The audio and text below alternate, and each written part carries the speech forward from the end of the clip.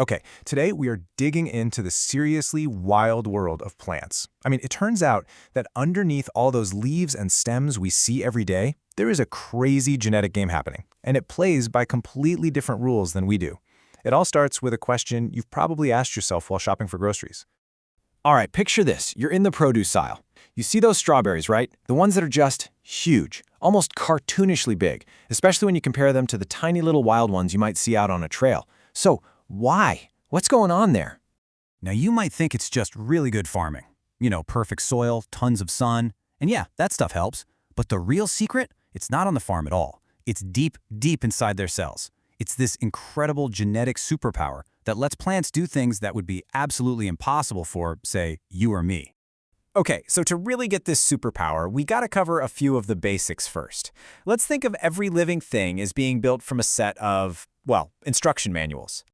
So inside pretty much every single cell, there's a nucleus. And packed inside that are chromosomes. And these chromosomes, they're basically those instruction manuals. Each one is crammed with genes, which are the specific step-by-step instructions telling a cell exactly what to do, how to grow, what to become, the whole shebang.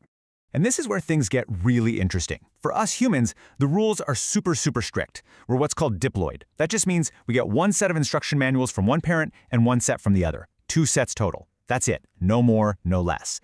If that number changes, it's almost always a huge problem. But plants? Oh man, plants are total rebels. They just don't care. They can have 2, 3, 4, even 8 or more complete sets of these manuals. And yeah, there's a scientific name for this whole concept. It's called ploidy. It's really just a word for counting the number of complete sets of chromosomes in a cell.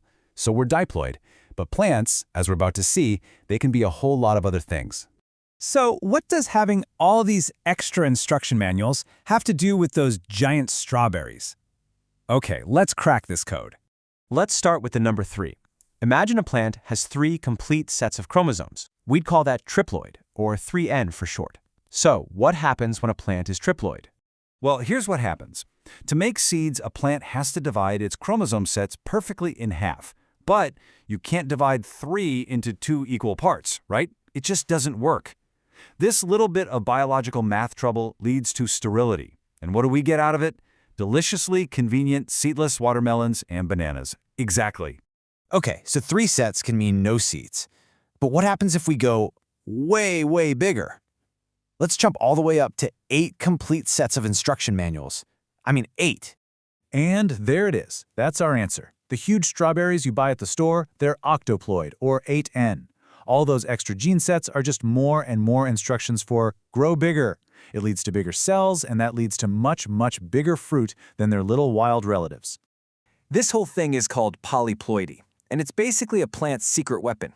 It's not just about bigger fruit either. It often means you get thicker, tougher leaves and just bigger cells all around. And of course, we humans have figured this out and used it in a ton of our most important crops, like potatoes, and yep, even the wheat we use for bread. All right, so we know what it does, but why does it even happen? This isn't just some random genetic mistake. It's actually a powerful evolutionary strategy that has helped plants totally dominate. Let's look at how. Think about it. Having all these extra sets of chromosomes is like having tons of backup copies of your computer files. If one gene gets messed up by a mutation, who cares? The plant has a bunch of other perfectly good copies it can use instead. It makes them super resilient. But here's the craziest part. It can lead to what we call instant speciation. A new polyploid plant is often so genetically different from its parents that it literally can't breed with them anymore. Boom, you've got a whole new species, just like that, in one generation. So how does this even happen? Well, there are 2 main ways a plant can get all these extra chromosomes. The first is autoploidy. That's basically when a mistake during cell division doubles the chromosomes within just one species. But the second way, alloploidy, is where things get wild. That's when 2 different species hybridize, and then their chromosomes double. And you know what's a perfect example of this? The wheat we use to make bread. It's the result of this super complex history of different wild grasses crossing with each other over thousands of years. This whole process, mashing up the genes of different species and then doubling them, is what gave us the incredibly tough, high-yield crop that literally feeds the world.